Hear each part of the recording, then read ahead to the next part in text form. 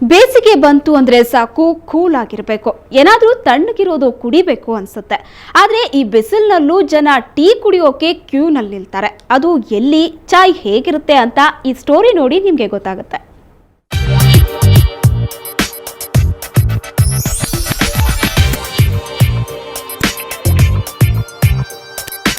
ಈ ಬೇಸಿಗೆಯಲ್ಲಿ ಕೂಲಾಗಿರೋದನ್ನ ಕುಡಿಯುವ ಬದಲು ಇಲ್ಲಿ ಜನ ಚಾಯ್ ಕುಡಿತಾರೆ. ಇದು ವೆಸ್ಟ್ ಆಫ್ ಕಾರ್ಡ್ ರೋಡ್ನಲ್ಲಿರುವ Chai point.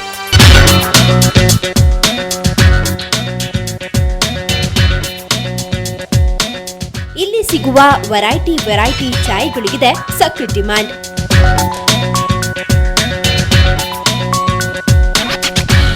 Special tea which nowhere I will get, that is black tea.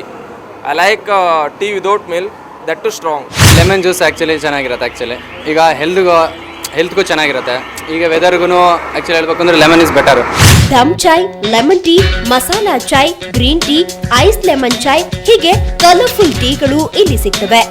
ಇದರಲ್ಲಿ ತುಂಬಾ ಫೇಮಸ್ ಅಂದ್ರೆ ದಮ್ ಟೀ ಮತ್ತು ಲೆಮನ್ ಟೀ. ನಮ್ಮ ಕಸ್ಟಮರ್ಸು ನಮ್ಮ ಕನ್ಸಿಸ್ಟೆಂಟ್ ಕ್ವಾಲಿಟಿಗೋಸ್ಕರನೇ ರೆಗ್ಯುಲರ್ ಆಗಿ ಬರ್ತಾರೆ. ಮೋಸ್ಟ್ ಆಫ್ ಅವರ್ ಕಸ್ಟಮರ್ಸ್ ದಿನದಲ್ಲಿ ಅಟ್ಲೀಸ್ಟ್ ಒಂದು ಸಲ ಇಲ್ಲದೆ ಹೋದರೆ 2-3 ಸಲ ಬರೋರು.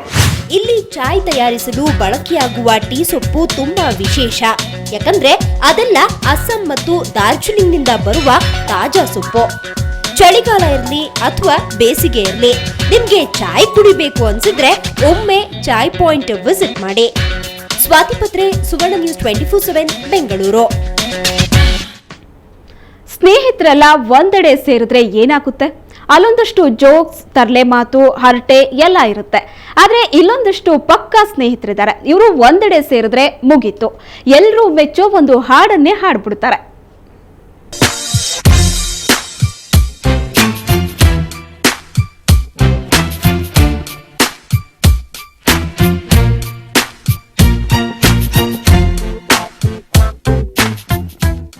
ಸಿನಿಮಾಗೂ ಸ್ಲಮ್ಗೂ ಭಾರಿ ನಂಟು. ಆಗಾಗ ಬೆಂಗಳೂರಿನ ಇಂತಹ ಸ್ಲಮ್ಗಳನ್ನ ತೋರಿಸ್ತಾ ಇರ್ತಾರೆ.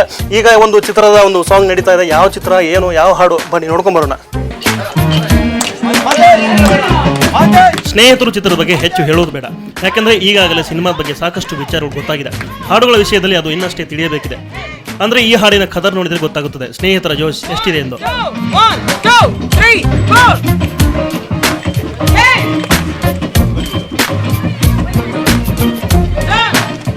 ಇನ್ನೂ 1-2 ಸಾಂಗ್ ಕಂಪ್ಲೀಟ್ ಆಗ್ತಿದ್ದಾಗೆ ಮುಗಿಯುತ್ತೆ ಸಿನಿಮಾ. ಕೊರಿಯೋಗ್ರಫಿ ಚೆನ್ನಾಗಿದ್ದಾಗ ಶಾರ್ಟ್ ಎಷ್ಟೇ ಲೆಂತ್ ಆಗಿದ್ರು ಮಾಡೋಕ್ಕೆ ಭಾಳ ಖುಷಿ ಆಗುತ್ತೆ, ಭಾಳ ಮಜಾ ಇರುತ್ತೆ.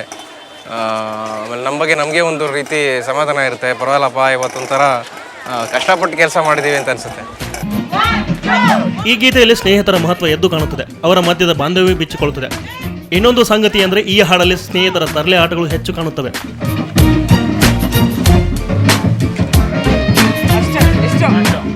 ಸ್ನೇಹಿತರು ಅನ್ನೋ ಒಂದು ಟೈಟಲ್ಗೆ ಏನಿದೆ, ಅದಕ್ಕೆ ಪೂರಕವಾದಂಥ ಕ್ಯಾರೆಕ್ಟರ್ಗಳನ್ನ ನಾವು ಮಾಡಿದ್ವಿ. ಸೊ ಇದರಲ್ಲಿ ನಾನು I will be very close to all the 3. But ಒಂದು ಸಿಚುವೇಷನಲ್ಲಿ ನಾನು ತರುಣ್ ಒಂದಾಗ್ಬಿಡ್ತೀವಿ, ಅವರಿಬ್ಬರು ಒಂದಾಗ್ಬಿಡ್ತಾರೆ, ಮತ್ತೆ ಸೇರ್ಕೋತೀವಿ. ಸೊ ಹಾಗಾಗಿ ಇಂಡಿವಿಜುವಾಲಿಟಿ ಯಾವುದರಲ್ಲೂ ಇಲ್ಲ ಇದರಲ್ಲಿ. ಒಂದೇ ಹಾಡಲ್ಲಿ ಬೇರೆ ಬೇರೆ ಕಾನ್ಸೆಪ್ಟ್ಗಳು ಕಂಡು ಬರ್ತವೆ. ಆಯಾ ಕಾನ್ಸೆಪ್ಟ್ನಲ್ಲಿ ಒಬ್ಬೊಬ್ಬ ಹೀರೋ ರಿವೀಲ್ ಆಗ್ತಾ ಹೋಗ್ತಾರೆ. ಹಾಗಾಗಿ ಈ ಒಂದು ಹಾಡಿನ ಹೆಜ್ಜೆಗಳನ್ನು ಮದನ್ ಹರಣಿ ವಿಭಿನ್ನವಾಗಿ ಸಂಯೋಜಿಸಿದ್ದಾರೆ.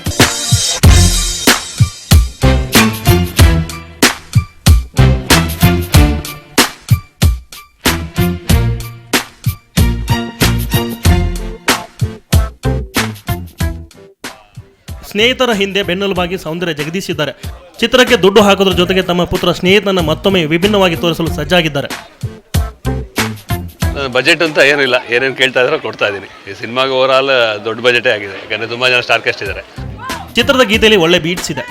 ಸ್ನೇಹಿತರ ಡ್ಯಾನ್ಸ್ ಸಹ ಸಾಕಷ್ಟು ಎಂಟರ್ಟೈನಿಂಗ್ ಆಗಿದೆ. ಒಂದು ಒಳ್ಳೆ ಸಾಂಗ್, ಅವು ಎಲ್ಲ ಲಕ್ಷಣಗಳು ಇದರಲ್ಲಿದೆ.